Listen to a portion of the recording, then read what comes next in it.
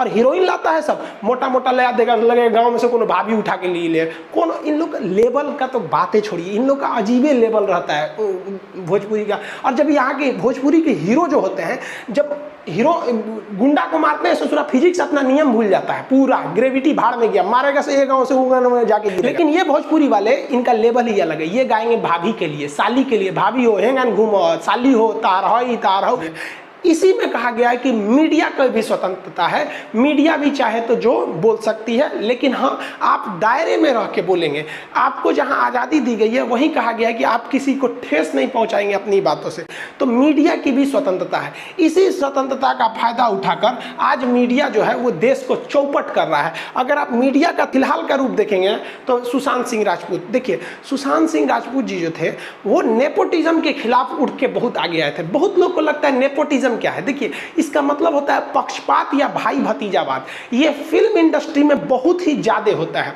जैसे श्रीदेवी तो रही नहीं, लेकिन हम कंफर्म कहते हैं कि उनकी बेटी हीरोइन हो जाएंगी। शाहरुख खान का बेटा हीरो हो जाएगा, जैकी श्रॉफ का बेटा हीरो हो ही गया, क्या नाम है उनका, कौन सा श्रॉफ, टाइगर श्रॉफ। ये क्या है, भाई भतीजावाद। इंडियन फिल्म इंडस्ट्री जो है हॉलीवुड ना, ये क्या है, हॉलीवुड नहीं बॉलीवुड, तो ये क्या चीज है, ये एक भाई भतीजा। यानी अगर किसी के बाबा या दादाजी अगर कुछ भी हीरो है ना तो उनको हीरो होना फिक्स है। आप इसका एकदम अच्छा एग्जांपल समझिए। एक क्रिकेटर विराट कोहली ने शादी किया अनुष्का शर्मा से। अनुष्का शर्मा हीरोइन है।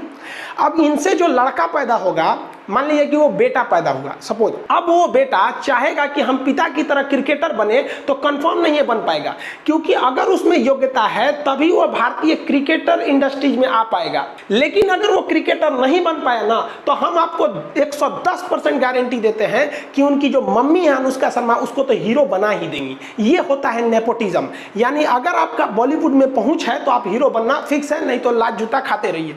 ऐसे नेपोटिज्म के खिलाफ हमारे सुशांत सिंह राजपूत बढ़ चढ़ के हिस्सा लिए और एक मुकाम तक पहुंचे।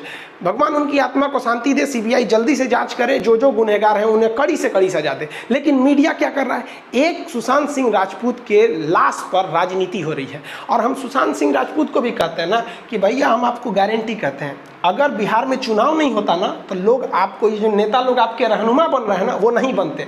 आप याद कीजिए जब आप केदारनाथ मूवी लाए थे, लोग आपको गालियां दे रहे थे कि लव जिहाद को बढ़ावा दे रहा है। यही व्यक्ति है ना कि हम गालियां दिए थे। आप उठा के केदारनाथ की जब मूवी आई थी तो नेट पे सर्च करिए, लोग इन्हें गालियां दे रहे थे। लेकिन अब क्या है, चुनाव है तो सब चीज कर दोगे, वो अलग मैटर है। इसमें कूद गई ई बहन जी, कंगना रनौत, इनके साथ भी गलत हुआ।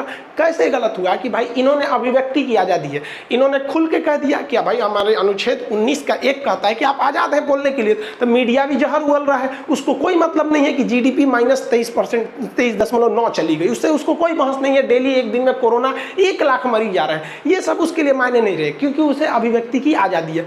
ई बहन जी को भी आजादी था, उठी तो सीएमए के से पंगा ले ली, बस सीएम साहब उठे तो भाई एमसीडी जो बीएमसी है उसको रिपोर्ट थमा दिए। बीएमसी ने कहा कि इनका घर का जो डिजाइन है ना, वो बाथरूम यहाँ होना चाहिए, इधर बना दिया है, पार्किंग नहीं होना चाहिए, ये कर दिया, 24 घंटा का अल्टीमेटम देके। तो आर्टिकल 19 का 1 मीडिया की स्वतंत्रता इसी में है। लेकिन ऐसा नहीं है कि आप कुछ भी बोल सकते हैं। इसमें कहा गया है कि एकता अखंडता के खिलाफ नहीं बोल सकते हैं, सुरक्षा के खिलाफ नहीं बोल सकते। इसी में एक मोरल, किसी से अभद्र भाषा का प्रयोग नहीं कर सकते हैं। इसी में रिपब्लिक टीवी वाले को पकड़ लिया, जो ड्रग डो चिल्ला रहे थे, उसको उन्होंने उद्धव ठाकरे मुख्यमंत्री को बोल दिया। उन्होंने कहा कि भाई हमारे सम्मान के खिलाफ बोल दिए आप, मोरल के खिलाफ नहीं बोलना चाहिए। तो इनको मीडिया को भी स्वतंत्रता। अगर आप देखिए अभिव्यक्ति की स्वतंत्रता का दूसरा दुरुपयोग तो ये भोजपुरी वाले लोग कर देते हैं।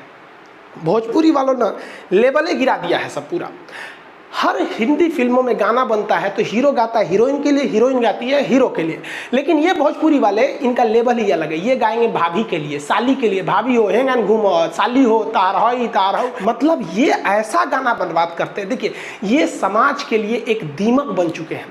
देखिए 20% भोजपुरी गाने अच्छे होते हैं, लेकिन 80% ऐसे गाने इतने भद्दे हैं कि हम आपको चैलेंज करते हैं कि आप अपनी बगल में माँ को और एक बगल में बहन को बैठकर आप उन भद्दे गाना को सुन नहीं सकते हैं। और हमारा सेंसर बोर्ड इन्हें अभिव्यक्ति की आज़ादी के नाम पर खुलेआम छूट दे देता है। ये यूपी, बिहार, झारखंड का जो बेल्ट है उसे ये भोजपुरी वाले चंद पैसे कमाने के लिए बर्बाद कर देते हैं। रिक्शा वाला खड़ा होकर खैनी लगा रहा है कहीं साइड में, ऐसा भद्दा गाना बजा देता है कि कई लोग को मतलब वहाँ खड़ा होना अपने आप में बेइज्जती लगती है। और लानत है ऐसे लोगों पे जो इस समाज की संस्कृति को बर्बाद कर रहे हैं इन भोजपुरी गानों से। आपको भी पता होगा 2-4 गानों का, ऐसे गानों को तो रोक लगाना चाहिए। गवर्नमेंट पता नहीं कहाँ सो रही है, वरना एक ट्रेडिशन को खराब कर रहा है। इन गानों की वजह से आज जो भोजपुरी बोलते हैं उन्हें कोई सम्मान की नज़र से नहीं देखता है, जानता है कि ये भी उसी कैटेगरी का आदमी होगा। तो एक अच्छी भाषा को बर्बाद कर दिया इन लोगों ने कुछ पैसे। हीरोइन लाता है सब, मोटा मोटा ले देगा, लगे गाँव में से कोनो भाभी उठा के ले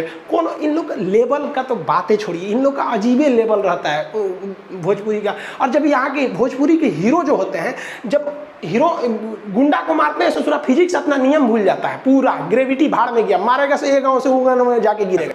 इस सबको भी रोक लगाना चाहिए। अभिव्यक्ति की आज़ादी इतना मत दीजिए कि किसी समाज को बर्बाद कर दिए।